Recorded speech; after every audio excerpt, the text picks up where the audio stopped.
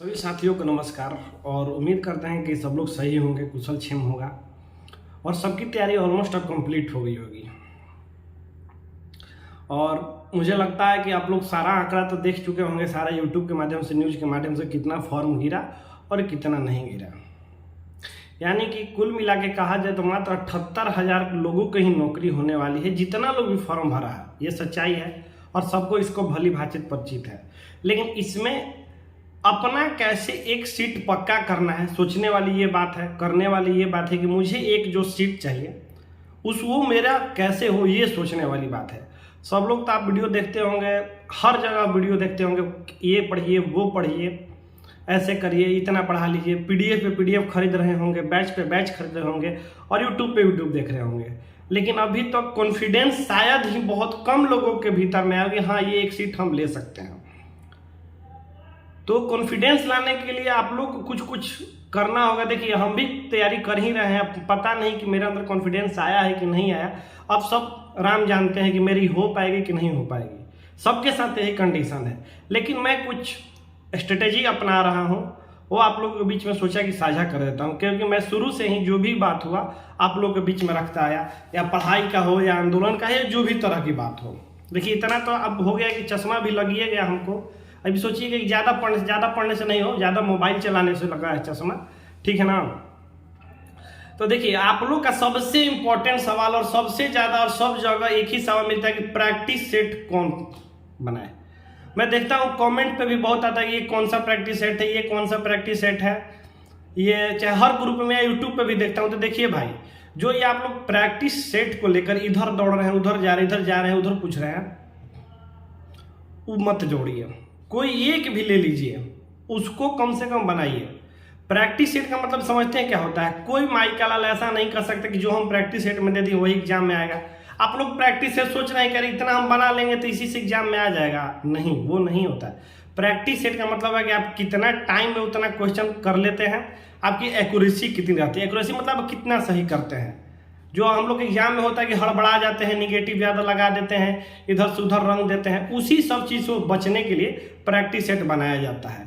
नहीं तो जितना लोग बोल रहे हैं ना कि अब इससे बाहर नहीं आएगा, इस प्रैक्टिस बना लीजिए, ये वो बना लीजिए, किरण हो गया, एडिटोरिया हो गया, प्लेटफॉर्म हो गया, या जो भी हो गया, तो आप सोचते रह जाइएगा कि ये पढ़े कि वो पढ़े। क्योंकि मेरे पास देखिएगा तो मेरे पास 3 है, किसी के पास 4 होगा, 5 होगा, तो आप पूछते ही रहेंगे भैया आप कौन सा बना रहे हैं, आप कौन सा बना रहे हैं। तो यही पूछते रह जाइएगा। तो कम से कम कोई भी 1 या 2 ले लीजिए। आज से लेकर 30 दिन प्लस आपके पास समय है। 30 दिन के अप्रॉक्स में भी मान के चलते हैं।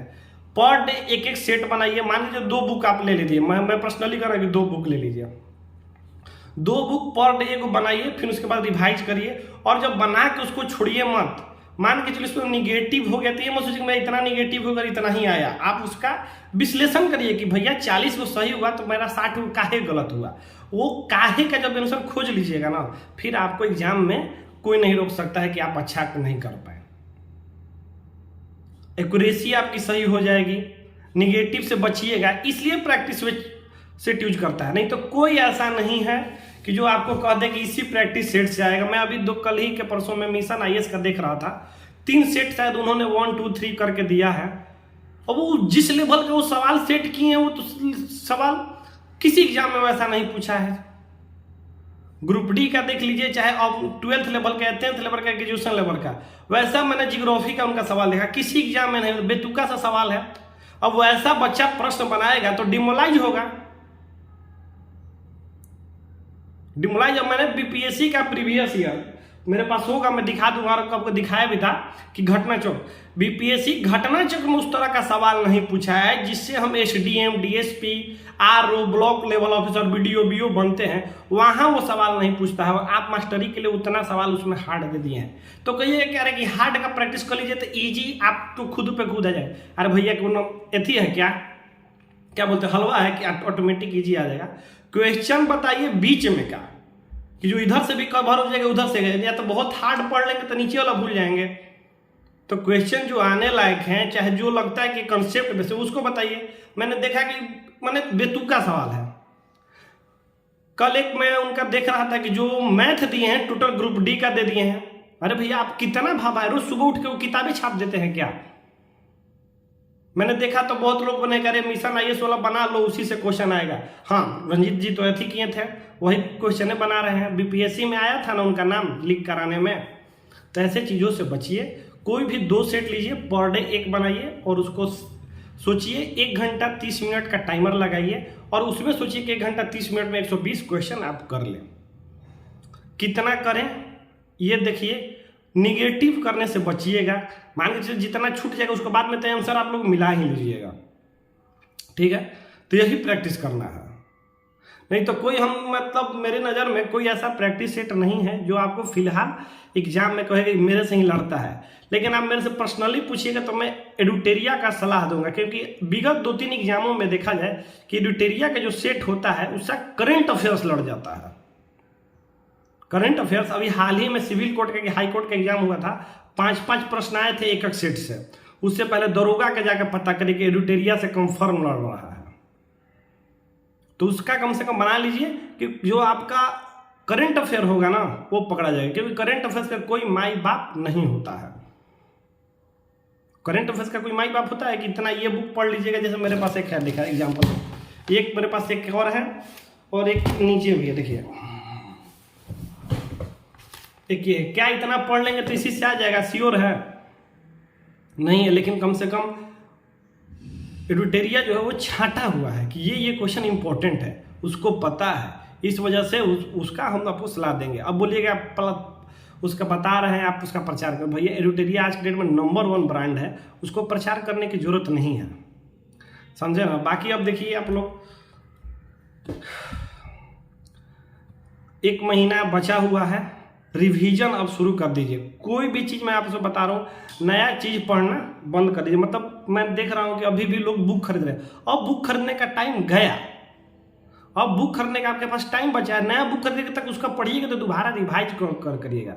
देखो मैं आपको बात बताता हूँ, सारी दुनिया पर आप घूम के आइएगा, सारा लोग कट ऑफ कर रहा है कि 70 तक जाएगा मैक्सिमम, 70 नंबर मैक्सिमम, उससे ज़्यादा नहीं जाएगा। तो भैया आपको 70 नंबर कम से कम कंफर्म होना चाहिए। नहीं तो अक्सर क्या होता है, एग्जाम में हम बैठते हैं, ऑप्शन पढ़ते हैं, क्वेश्चन पढ़ते हैं, हमको लगता है पढ़ ले तो थे इसको, लेकिन आंसर में नहीं ध्यान में आ रहा है। काहे आंसर नहीं ध्यान कि आप पढ़े थे वो चीज़, लेकिन रिवीजन नहीं किए थे। जैसे ही रिवीजन करते हैं तो आपको याद रहता। तो कम से कम आपके अंदर ऐसी कैपेसिटी होनी चाहिए कि जो 60 क्वेश्चन कम से कम आपको एग्जैक्ट याद हो, तब जाके आप कुछ निगेटिव में भी लेके चलिएगा तो आपका क्वालिफाई होगा। अब सोचिए कि सारा सिलेबस हम ही पढ़ लें, सब हम ही के आ जाए, 120 नंबर का तैयारी कर, तो वहाँ लटक जाइएगा, दिल से बता रहे हैं। तो रिवीजन करना अब चालू कर दीजिए, नया चीज़ बंद करिए। जितना आपने नोट्स बनाए उसको पढ़ते रहिए। मैं आपको बताता हूँ, एक ही चीज़ हम लोग बार बार देखते हैं तो वो दिमाग में चेहरा छप जाता है।